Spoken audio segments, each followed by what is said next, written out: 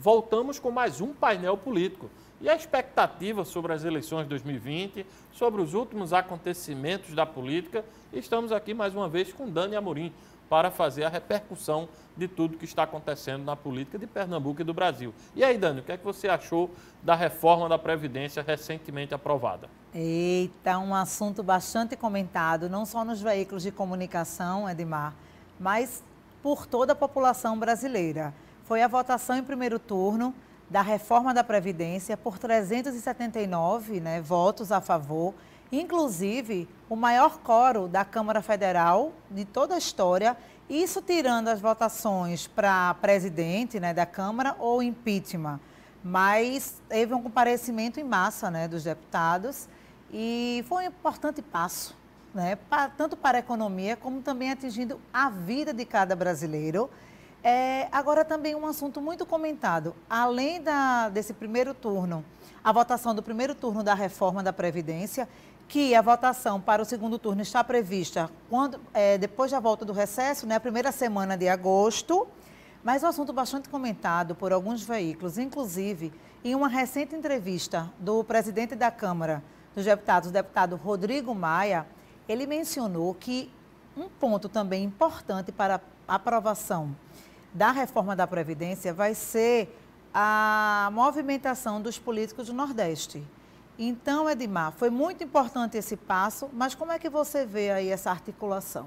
E Pernambuco, inclusive, a parte governista votou contra a Previdência, a não ser uma exceção, não é isso? Exatamente, tivemos aí uma votação da reforma, aprovação maciça, um número muito acima até do esperado. A expectativa era que pudesse ser aprovada com 330 votos, ela chegou a 379, o que deu aí uma legitimidade muito grande ao governo, o governo Bolsonaro, que com essa aprovação, que era fundamental, ela vinha sendo discutida ainda no governo Temer. Temer tão logo assumiu o governo federal em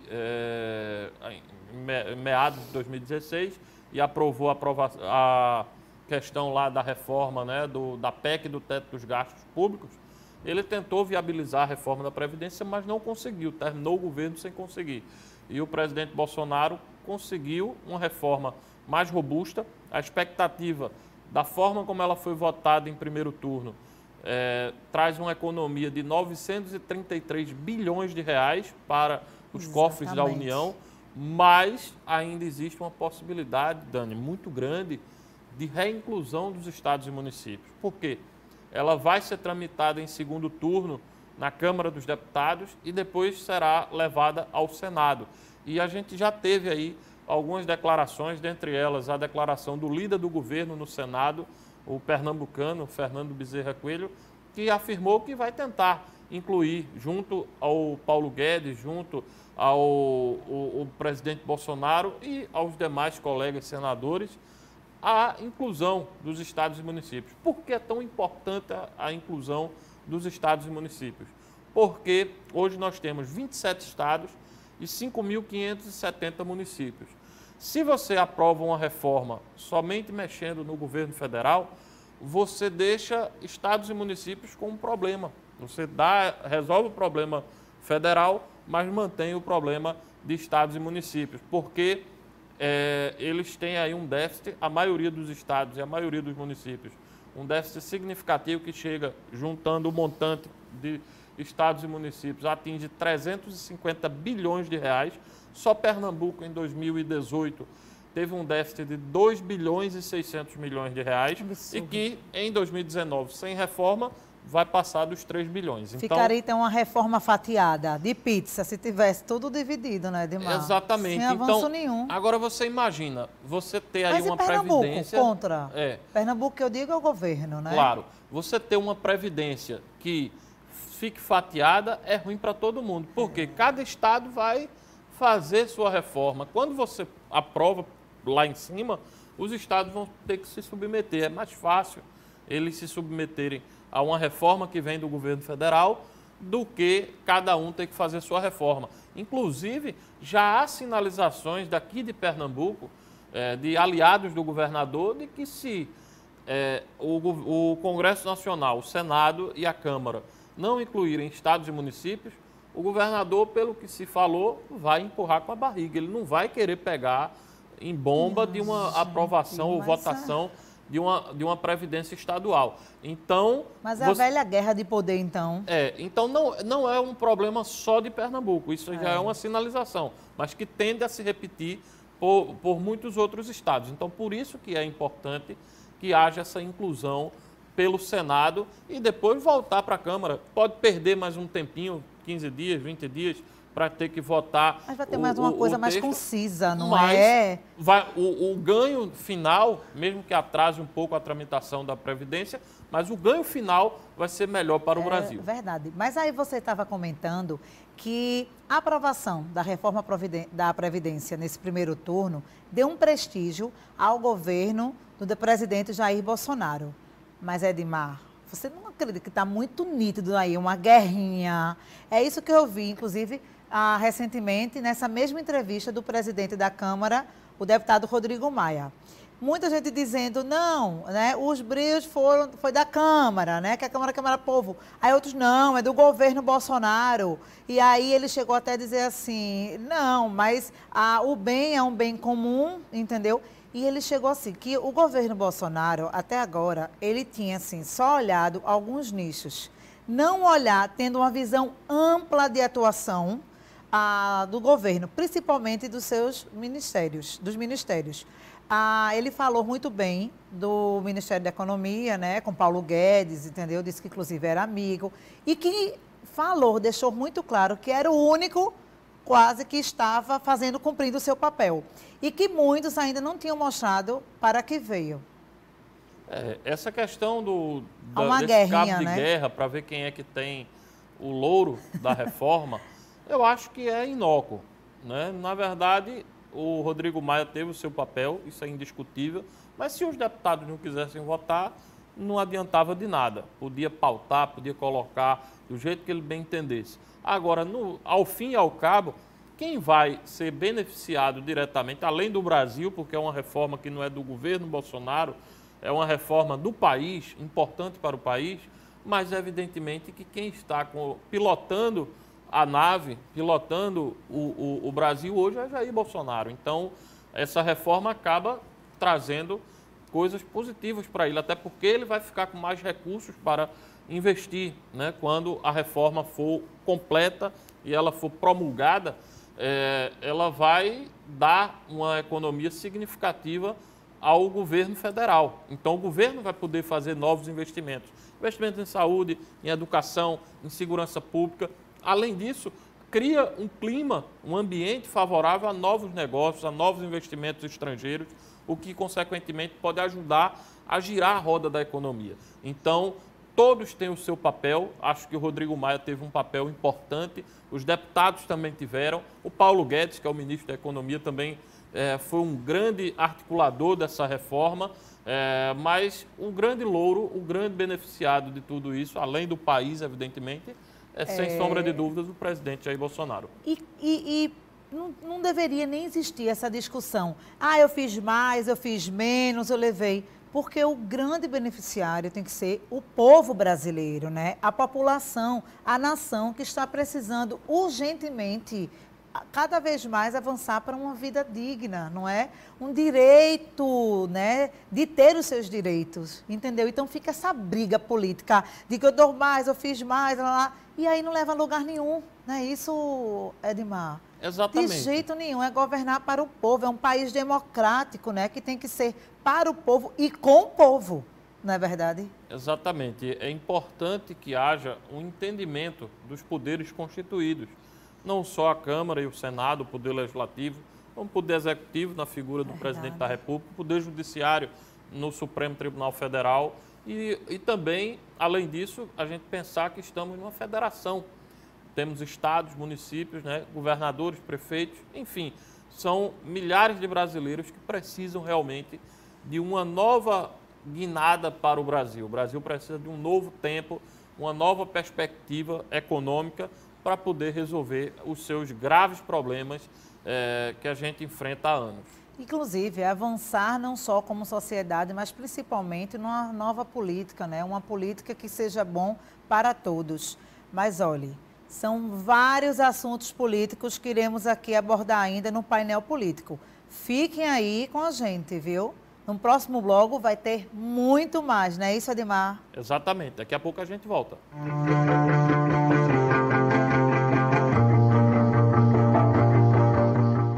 Arco Verde, terra de gente trabalhadora. É por isso que a gente faz mais obras em menos tempo. Arco Verde, terra de gente dedicada. Por isso, nossa educação é modelo para outras cidades. Arco Verde, terra de gente eficiente. É por isso que a gente tem saúde de verdade. Nosso povo é o nosso exemplo. Arco Verde, vitrine de Pernambuco.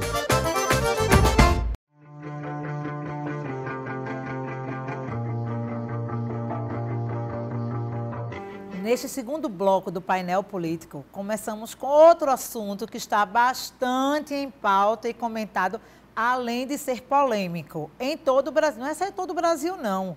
É em vários países internacionalmente, que foi a escolha, Edmar, do presidente pelo seu filho, Eduardo Bolsonaro, para ser o cônsul dos Estados Unidos. Edmar, isso é nepotismo, Edmar. Como é? Está todo mundo escolhendo o filho. Sabe o que eu estou escutando muito? O governo Bolsonaro, quando não tem confusão com ele, ele próprio arruma confusão para ele, entendeu? Exatamente, né? A verdade, eu cheguei a comentar, a gente já fez algumas avaliações em outra oportunidade, e eu comentei sobre essa situação do Eduardo Bolsonaro. Eu acredito que, além do fato de configurar um nepotismo, porque você está nomeando o filho do presidente para um cargo de embaixador, que é de livre nomeação da figura do presidente da República. Além disso, eu acho que há um desrespeito muito grande com o eleitorado. Primeiro, o do Eduardo Bolsonaro, que foi o deputado federal mais votado do Brasil, com mais de 1.800.000 votos, quase 2 milhões de votos. Ele foi eleito para ficar 4 anos como deputado federal. Se ele dissesse, não, vou disputar uma prefeitura, tudo bem, o povo da prefeitura de São Paulo, por exemplo, ainda é uma disputa, não é verdade? E ele fosse eleito, ótimo. Mas você renunciar, porque ele não pode se licenciar. Cumprir ele vai ter que renunciar os 2 cargos, ao exatamente, cargo de deputado federal para ser embaixador do Brasil nos Estados Unidos. Ou seja, já começa com um desrespeito. O segundo desrespeito, na minha concepção, uma afronta ao Brasil, parte do presidente Jair Bolsonaro. 57 milhões de brasileiros votaram no presidente Jair Bolsonaro acreditando numa nova política, numa política diferente, uma política que representasse um país diferente do que o que a gente viu nos últimos 16 anos. Não só dos 16 do PT e do Michel Temer, mas também do período do PSDB e de outros presidentes que antecederam o Jair Bolsonaro. A expectativa era que ele pudesse fazer diferente. A partir do momento que ele decide pela nomeação do filho dele, ele está afrontando o povo brasileiro. Por mais que haja pessoas que apoiem, até porque tem gente que apoia cegamente o governo Bolsonaro, mas é um absurdo. Eu acho que não faltam nomes capazes para ocuparem esse posto de embaixador do Brasil nos Estados Unidos. A escolha de Eduardo Bolsonaro é uma afronta, um desrespeito e uma coisa que poderia ser evitada. Mas, infelizmente, o presidente Jair Bolsonaro, ele talvez tenha sido picado pela mosca azul da política, né? Pelo poder, está inebriado pelo poder, acreditando que pode fazer o que bem entender. Mas toda ação tem uma consequência, e a consequência pode ser a pior possível para o presidente. Inclusive, pessoas do próprio governo de confiança estão comentando isso, que a consequência desse ato pode ser altíssima. E a questão não é se ele é preparado, se ele não é preparado, é justamente o que você, Edmar, falou. É o respeito ao eleitorado dele, respeito às pessoas que votaram nele, acreditando ele fazer uma nova política. Isso é uma ação completamente da velha política, tirando praticamente um aproveitamento próprio, familiar, não é isso? Colocando o clã. Porque a família já tem vereador, tem um deputado federal, tem um senador e tem um presidente, entendeu? Então, uma escolha tática. E você falou que tem pessoas preparadíssimas para isso, pessoas que estudaram para isso, que focaram esse cargo, entendeu? E, inclusive, é um cargo importantíssimo, porque vai lidar com a principal potência do mundo, não é isso? Uma relação importantíssima em questão ao avanço do Brasil economicamente, socialmente, o parceiro mais importante, não é isso, do Brasil, do país, em vários assuntos, em vários segmentos. Aí ele menciona assim, Edmar, não, porque eu preciso colocar uma pessoa da minha confiança, eu preciso colocar uma pessoa em quem eu acredito. Sim, mas também não é um cargo que tem a parte de confiança e tem uma parte técnica, uma parte de preparação, né? Uma parte de forma. E principalmente, eu volto a dizer, mais um ato da velha política. Exatamente. É uma distorção da realidade, distorção do que ele pregou durante a campanha e que traz aí um grande desgaste. Eu acho que o presidente Bolsonaro coleciona uma série de polêmicas desnecessárias que poderiam ter sido evitadas, e essa do Eduardo Bolsonaro é mais uma. É verdade. Mas agora vamos voltar para o assunto da política estadual, né? E aí vem outra polêmica, outro assunto que está assim, ó, nas fofocas políticas, como falam. Edmar, o deputado federal Felipe Carreiras vai para onde? Como vai ser o seu destino? Porque aí foi noticiado já essa polêmica dentro do partido do PSB, porque ele não seguiu, não é, a orientação da Nacional, que era votar contra o projeto da reforma da Previdência. E ele votou a favor. E ele vai para onde, Edmar? Olha, ele pode ser expulso. Como vai ficar essa situação de Felipe Carreiras? Ele pode ser expulso, né? O processo de expulsão foi iniciado, que para o PSB é complicado, porque o PSB vai ter que abdicar de 11 dos seus 32 deputados. Isso significa redução do tamanho do partido na Câmara dos Deputados. Isso significa também redução do poder do partido como bancada na Câmara Federal. Então, eu acredito que apesar do desgaste e das falas ríspidas do presidente nacional do partido, Carlos Siqueira, eu acredito que o PSB, diante do cenário, está numa encruzilhada. Por quê? Se, porventura, expulsar os seus deputados que votaram a favor da reforma da Previdência, estará reduzindo o seu tamanho na Câmara dos Deputados. Se mantivê-los dentro do partido, eles vão, né, dar uma abertura para outras votações. Por quê? Se o deputado que votou a favor da reforma, ou melhor, contra a reforma, com medo de sofrer alguma sanção do PSB por conta disso, para evitar esse tipo de problema, ele vai dizer o seguinte: e agora, numa próxima votação, se na Previdência vocês não expulsaram ninguém, agora vocês não vão mais expulsar ninguém. Então o PSB fica numa situação muito difícil, que vai ter que tomar uma decisão. Seja ela qual for, vai deixar o partido numa fragilidade ainda maior. Não é porque o resultado realmente não foi satisfatório para o PSB. Pois é, inclusive dando a possibilidade a Felipe Carreiras talvez não disputar até a prefeitura daqui, não é? Nas eleições do próximo ano. Exatamente. O Felipe Carreiras nunca negou o seu desejo de ser candidato a prefeito do Recife. Na verdade, quando ele foi ser secretário de Geraldo Júlio, ainda em 2013, né, quando Geraldo foi eleito prefeito do Recife, ele já foi ser secretário e depois disputou o mandato de deputado federal, já pensando na sucessão de Geraldo, como um nome para ocupar, né, essa candidatura do PSB. E aí o que aconteceu? Ele foi atropelado pelos fatos. Veio a morte de Eduardo Campos, depois veio, né, 4 anos depois, a entrada de João Campos na política, sendo o deputado federal mais votado de Pernambuco de 2018, e é o nome aí do PSB, o nome preferencial do PSB para disputar a prefeitura do Recife em 2020. Então, Felipe Carreiras perdeu a preferência dentro do partido. Então, cabe a ele fazer uma avaliação. Se ele ficar no PSB, é um sinal que ele estará fora do processo eleitoral de 2020.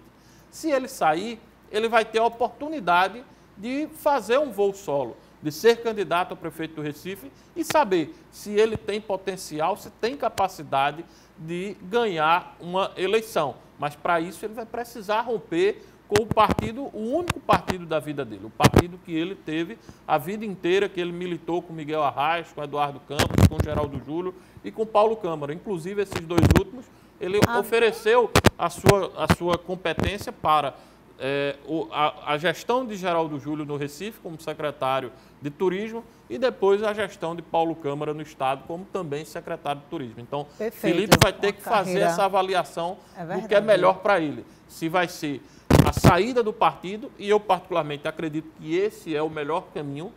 É verdade. Até é melhor, às vezes, voo, você chega no né? momento que você tem que tomar uma decisão. Uma decisão. E o melhor para Felipe é isso. Se ele ficar no PSB, é sinal que ele pode até continuar deputado federal, ir para uma reeleição, a cabeça, mas talvez, do ponto de né? vista majoritário, ele perde o bonde e fica de fora. Um voo próprio, né? Ele saindo do partido. Agora tem outros nomes aí também sendo declarados para uma possível disputa à prefeitura, né? Da capital pernambucana, não é isso? Exatamente. Recentemente, o deputado federal Silvio Costa Filho, que teve um grande destaque agora nessa votação da reforma e tem se destacado, apesar de estar no primeiro mandato, lá em Brasília, como deputado federal, ele declarou que poderá ser candidato a prefeito do Recife nas eleições de 2020.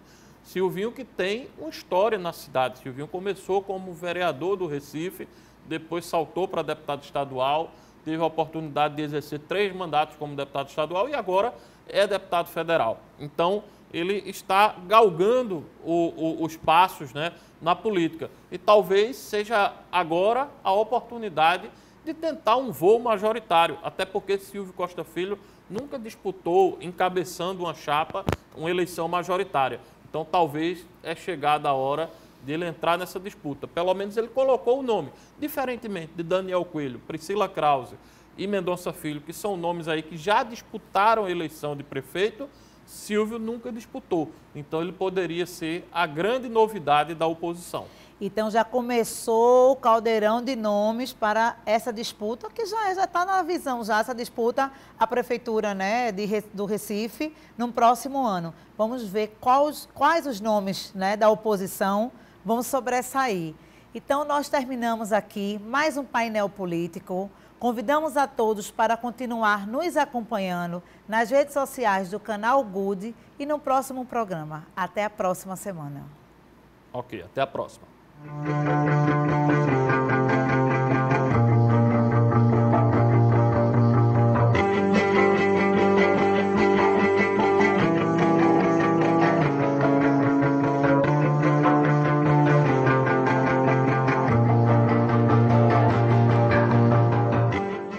Arco Verde, terra de gente trabalhadora. É por isso que a gente faz mais obras em menos tempo. Arco Verde, terra de gente dedicada. Por isso, nossa educação é modelo para outras cidades. Arco Verde, terra de gente eficiente. É por isso que a gente tem saúde de verdade. Nosso povo é o nosso exemplo. Arco Verde, vitrine de Pernambuco.